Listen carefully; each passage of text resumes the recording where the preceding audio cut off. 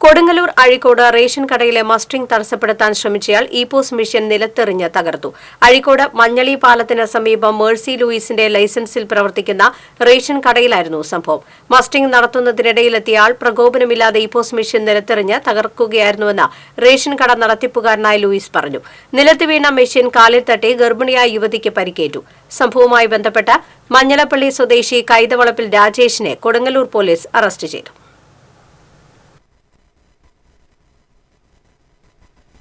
ഇപ്പോൾ സംബന്ധമായിട്ടുള്ള ഇത് ചെയ്തുകൊണ്ടിരിക്കുന്നത് ഇതൊക്കെ നിർത്തി നിങ്ങൾ ഇത് ഇപ്പം എടുക്കേണ്ട. കിടപ്പ് രോഗികൾ വീട്ടിൽ പോയി എടുത്തിട്ട് ഇതിപ്പോൾ ചെയ്താൽ മതി. ഇവർക്ക് കയ്യും കാലൊക്കെ ഉള്ളവരാണ്. അത് ചെയ്യുക സ്നേഹത്തോടു കൂടി പറഞ്ഞത്.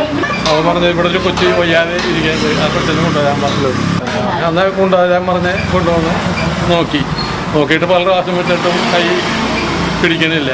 ഞാൻ പറഞ്ഞതിൻ്റെ പിടിച്ചില്ല എന്ന് പറഞ്ഞ് അത് പിടിപ്പിച്ചിട്ട് ചെയ്താൽ മതിയടാന്നും പറഞ്ഞ് പെട്ടെന്ന് ഒരു ഇതുമില്ലാതെ മേശപ്പുറത്തിരുന്ന ഈ പൂച്ചെടുത്ത് താഴ്ത്ത് ഒറ്റയേറാണ്. അത് 3 കഷ്ണമായിട്ട് തീർത്തി. അത് കൊണ്ടത് ആ കൊച്ചിൻ്റെ അമ്മയുടെ പൂർണ്ണ ഗർഭിണിയാണത്. അതിൻ്റെ കാലിലാണ്